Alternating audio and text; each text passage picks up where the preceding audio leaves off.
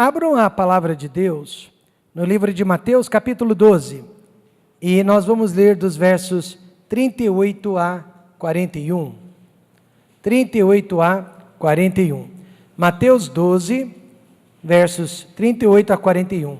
Nesta noite eu quero pregar para você sobre o sinal do profeta Jonas. Jesus falou sobre este sinal, o sinal do profeta Jonas, profeta do Velho Testamento. Nos coloquemos em pé para a leitura da palavra de Deus. Então alguns dos escribas e dos fariseus responderam dizendo: Mestre, quiséramos ver da tua parte algum sinal, quiséramos ver da tua parte algum tipo de milagre. Mas ele lhes respondeu e disse: Uma geração má e adúltera pede um sinal, porém não se lhe dará sinal, senão o sinal do profeta Jonas. Pois como Jonas esteve 3 dias e 3 noites no ventre da baleia, assim estará o Filho do Homem 3 dias e 3 noites no coração da terra.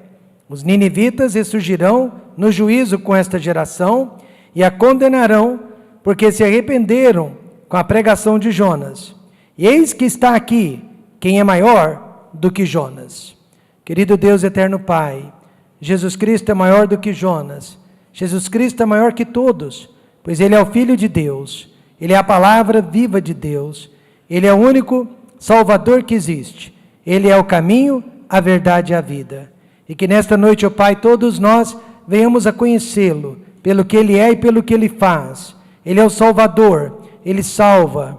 Ele é o Salvador, Ele transforma. Ele é o Salvador, Ele perdoa os nossos pecados. Ajuda-nos a conhecermos Jesus Cristo, da forma como Ele merece ser conhecido, e que nesta noite o Espírito Santo possa convencer e almas possam ser salvas. Que nesta noite vidas sejam salvas e transformadas. Que nesta noite almas se entreguem nas mãos do Senhor Jesus Cristo. É a nossa oração que fazemos no nome de Jesus. Amém. Podem se assentar. Meus irmãos, quanto mais milagres e sinais Jesus Cristo operava na terra de Israel, parece que mais milagres e sinais aquelas pessoas queriam ver da parte de Jesus Cristo. Mas não para crer ainda mais nele, mas para ficar provocando nele algum tipo de erro, algum tipo de pecado. Jesus sabia disso. Se mais um milagre ou 10 milagres fossem suficientes para convencer aqueles religiosos de que ele era realmente o Messias, o Filho de Deus, Jesus os teria realizado.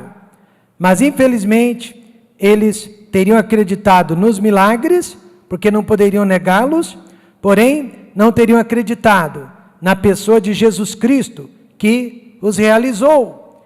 Certa vez Jesus estava operando milagres fenomenais. Eles não podiam negar o milagre, mas disseram que Jesus operava aqueles milagres por Beelzebu, ou seja, eles estavam atribuindo os milagres a Satanás. Eles não queriam crer, eles não queriam acreditar em Jesus Cristo. Nesta noite, seria o mesmo que acreditar no poder da oração, ao invés de acreditar no Deus que responde às orações.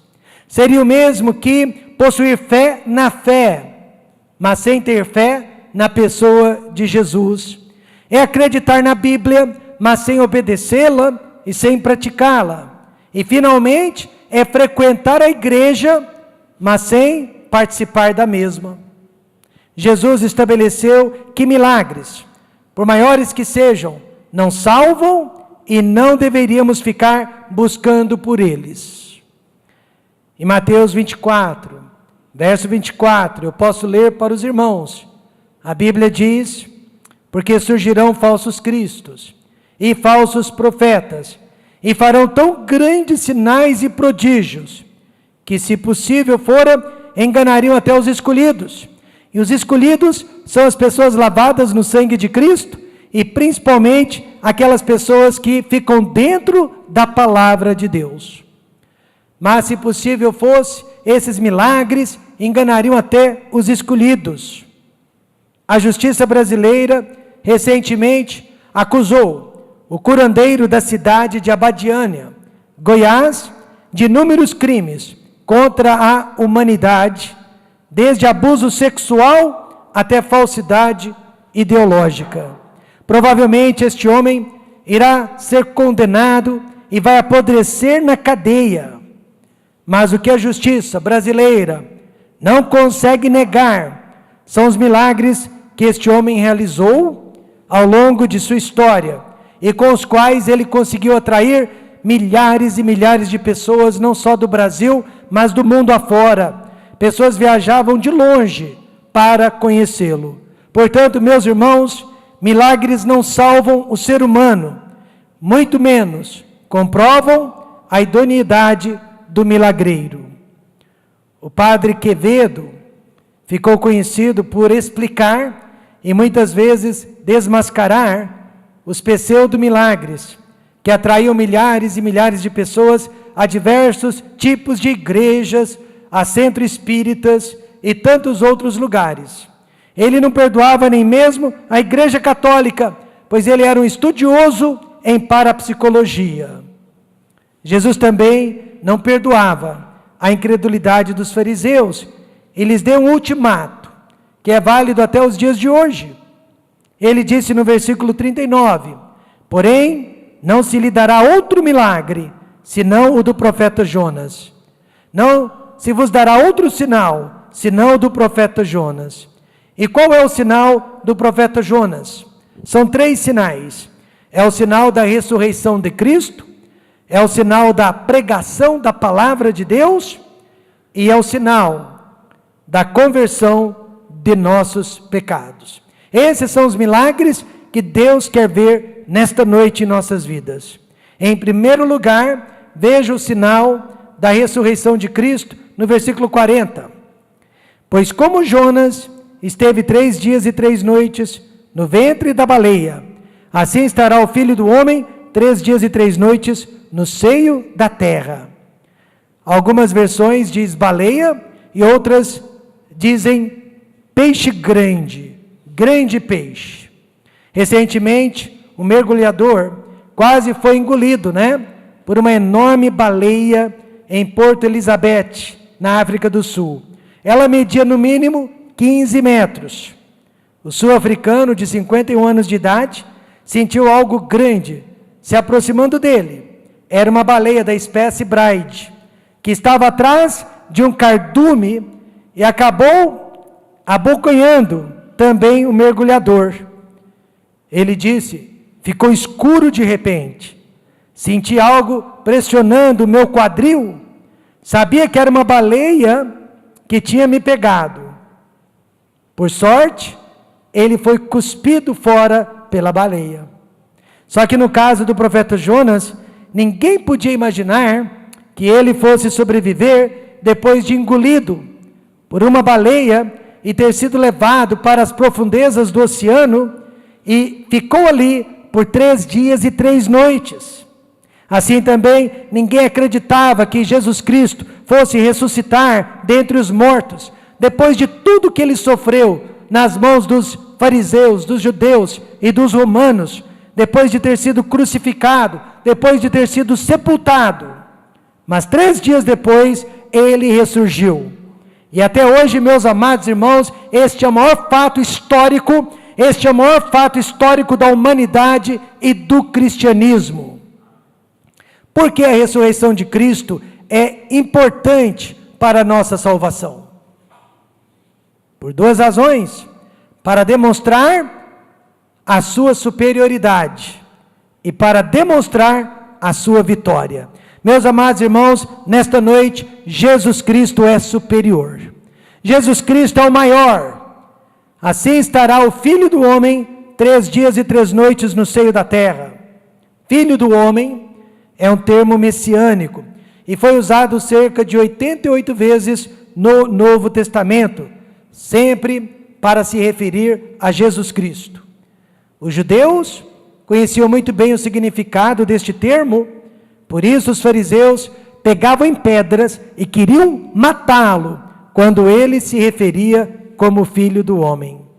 mas para provar a Israel e ao mundo inteiro que ele era o Messias, profetizado em Daniel capítulo 7, Jesus precisou morrer e Jesus precisou ressuscitar ao terceiro dia. Eu quero ler para vocês Daniel 7, versos 13 e 14. Eu estava olhando nas minhas visões da noite. Eis que vinha com as nuvens do céu, um como filho do homem, e dirigiu-se ao ancião de dias, e o fizeram chegar até ele. Foi-lhe dado domínio e glória e o reino, para que os povos, nações e homens de todas as línguas o servissem. O seu domínio é domínio eterno, que não passará, e o seu reino jamais será destruído. Quando Jesus dizia que ele era o Filho do homem, todos os judeus sabiam que ele estava se referindo a esta profecia. Meus irmãos, o ser humano, ele tem o direito de acreditar em quem bem ele desejar para a sua salvação. Buda, Confúcio, Allan Kardec, Maomé e tantos outros líderes religiosos que já passaram por este mundo. Mas eu quero que você saiba que depois da morte, nenhum destes poderá decidir o nosso destino. Só Jesus Cristo, Filho do homem e o Filho de Deus, pode garantir o nosso destino. É muito lindo ver todas as religiões vivendo em paz. Eu gosto disso, concordo com isso. Acho que daria minha vida para que todas as religiões do mundo tivessem liberdade religiosa. Depois do atentado terrorista na Nova Zelândia, líderes religiosos de diferentes denominações deram as mãos, se abraçaram em sinal de respeito e tolerância. E é assim que precisa ser. Mas eu quero que você saiba, após a morte, só existe um caminho que nos leva a Deus, porque Ele foi o único que morreu pelos nossos pecados e que ressuscitou ao terceiro dia. Amém, irmãos? Por isso Ele é o único. Jesus Cristo, Ele é superior a todos os homens. Ele é superior a todas as religiões, porque Ele é exclusivo. Ele disse: eu sou o caminho, a verdade e a vida. Ninguém vem ao Pai, senão por mim. Só Deus vence a morte. Por isso Jesus Cristo ressuscitou. Ele também ressuscitou para demonstrar a vitória sobre a morte. Assim estará o Filho do homem 3 dias e 3 noites no seio da terra. A Bíblia ensina que a morte é a maior inimiga da humanidade. Ela é consequência direta do nosso pecado. Nós morremos porque pecamos. Se não pecássemos, não morreríamos. Todos os esforços da humanidade na área científica visam prolongar a vida e até mesmo vencer a morte se fosse possível. Mas não tem jeito, morreremos. O irmão Wilson Holland, pai da irmã Grace, era salvo e não tinha medo da morte. Sua esposa morreu primeiro, né? E enquanto ela estava sendo enterrada, enquanto ela estava ali sendo preparada para ser enterrada, o senhor Wilson fez uma brincadeira com o coveiro. Enquanto o coveiro cavava o buraco, o senhor Wilson disse para ele: faça um buraco mais largo, porque daqui a alguns dias será a minha vez e eu não gosto de ficar apertado. Realmente, depois de alguns meses, talvez alguns anos, chegou a vez do senhor Wilson. Eu preguei no funeral dele e vi o corpo dele sendo realmente enterrado ao lado do corpo da esposa. Ele tinha razão, ele sabia que seria o próximo. Por isso, meus amados irmãos, a única pessoa que realmente pode nos dar esperança após a morte é Jesus Cristo. Ele disse: eu sou a ressurreição e a vida, quem crê em mim, ainda que esteja morto, viverá. Amém, irmãos? Senhor Afonso Fernandes, um dos melhores diáconos que eu já conheci, antes de morrer, ele ficou bastante doente. Ora ele ia, ora ele vinha, ora ele ia, ora ele vinha. E numa dessas vezes, ele abriu os olhos e disse para a sua filha Vera: eu sei que sou salvo, eu sei que estou indo para o céu. E nós podemos ter esta certeza também, se Jesus Cristo nesta noite for o nosso único e suficiente Salvador. Paulo disse: onde está a morte, o teu aguilhão? Onde está o inferno, a tua vitória? Em outras palavras, ele desafiou a morte, depois que ele tinha certeza da sua salvação. Pois como Jonas esteve 3 dias e 3 noites no ventre da baleia, assim estará o Filho do Homem 3 dias e 3 noites no seio da terra. Nesta noite, quantos acreditam que Jesus Cristo ressuscitou? O segundo sinal é o sinal da pregação da palavra de Deus. É o que está acontecendo aqui nesta noite. Versículo 41. Os ninivitas ressurgirão no juízo com esta geração e a condenarão, porque se arrependeram com a pregação de Jonas. E eis que está aqui quem é mais do que Jonas. A pregação de Jonas foi 100% divina, 100% inspirada. Jonas não pregou e não ensinou de si mesmo, mas somente o que Deus havia lhe passado para ser ensinado. Não foi uma pregação de autoajuda, não foi uma pregação de prosperidade financeira, não foi uma pregação sobre libertação de maldição hereditária, e muito menos sobre cura divina. Foi uma pregação sobre arrependimento de pecados. Foi uma pregação sobre mudança de atitude, mudança de vida. Os fariseus queriam ver milagres, mas Jesus Cristo queria que eles ouvissem a palavra de Deus e fossem salvos. A nossa esperança está na pregação da palavra de Deus.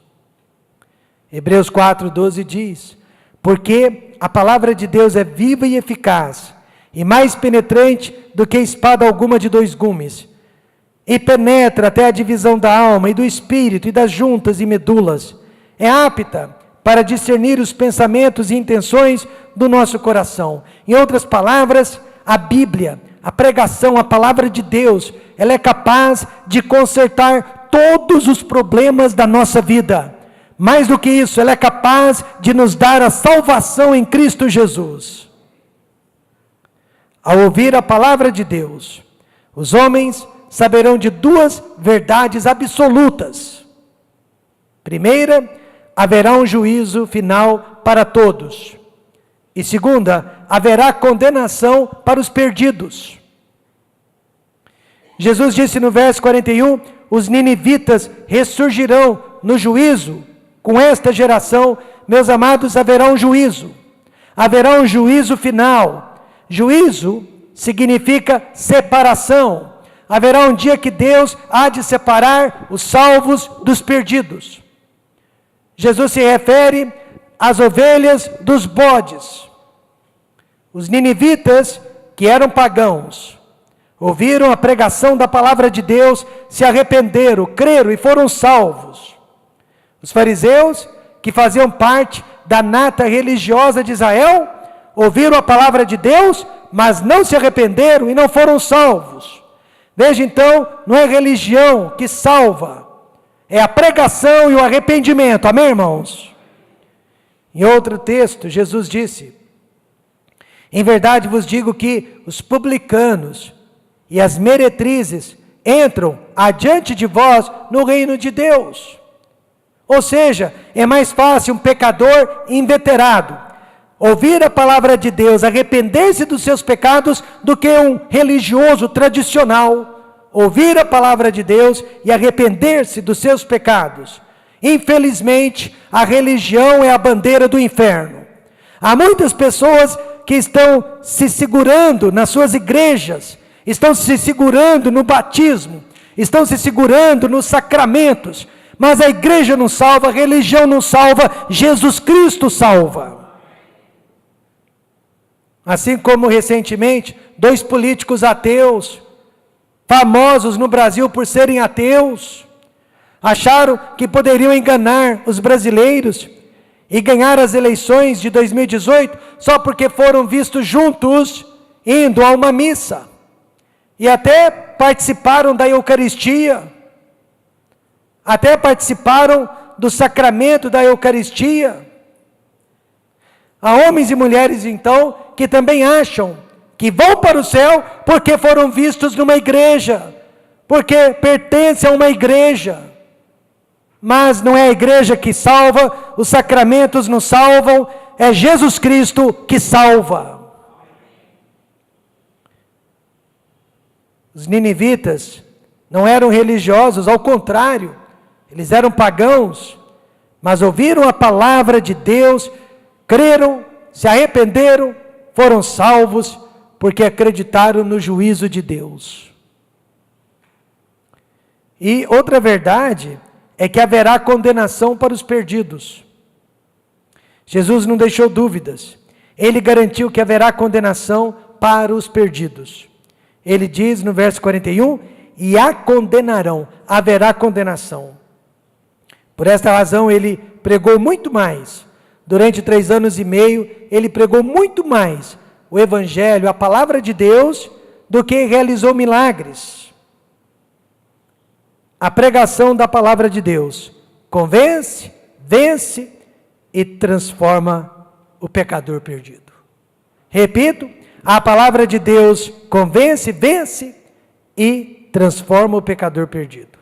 Paulo disse, como pois invocarão aquele em quem não creram? Como crerão naquele de quem não ouviram? E como ouvirão se não há quem pregue? Há mais de 70 anos, o primeiro-ministro da Inglaterra, Winston Churchill, preocupado com a Inglaterra, disse que o povo inglês precisava acreditar novamente na existência do céu e do inferno, porque houve uma época que eles acreditavam. Os maiores evangelistas, pregadores e missionários do século XIX saíram da Inglaterra. Ele disse: a Inglaterra precisa voltar a acreditar no céu e no inferno. Só assim a Inglaterra será uma sociedade justa. E eu quero dizer nesta noite, se os brasileiros também acreditassem que haverá um juízo final, haverá condenação após a morte, o Brasil também seria uma sociedade mais justa, menos corrupção. Para isso, vamos pregar a palavra de Deus, instes, a tempo e fora de tempo, porque este é o sinal do profeta Jonas, para o mundo perdido em que vivemos. É o sinal da pregação da palavra de Deus. E o terceiro sinal é o sinal da conversão de nossos pecados. Jesus disse, porque se arrependeram com a pregação de Jonas, e eis que está aqui quem é mais do que Jonas. Os ninivitas eram assassinos, violentos, eles eram cruéis, eles eram idólatras, e Jonas, o profeta, os odiava com ódio intenso. Foi muito difícil para Jonas pregar sobre o amor de Deus para aquelas pessoas que ele considerava como animais. Jonas considerava os ninivitas como animais. Havia mais de 120 mil homens, fora mulheres e crianças, naquela cidade. E a Bíblia diz que todos eles, todos, se arrependeram de seus pecados e foram salvos através da pregação de Jonas. O que isso nos ensina nesta noite? Primeiro, mostra a função do pregador, seja ele quem for. Jesus disse, porque se arrependeram com a pregação de quem? De Jonas. Mesmo sem amá-los, sem desejar a conversão deles, a salvação deles, Jonas foi fiel e pregou a palavra de Deus. E eles se arrependeram dos seus pecados. Isso quer dizer que eles foram salvos. Isso quer dizer que eles foram transformados. Então, a função do pregador é pregar a palavra de Deus e deixar os resultados com Deus. Amém, irmãos? Jonas não teve nada a ver com os resultados. Eu não tenho nada a ver com os resultados, nem quando são ruins e muito menos quando são bons. O resultado é da palavra de Deus. O resultado é do Espírito Santo de Deus.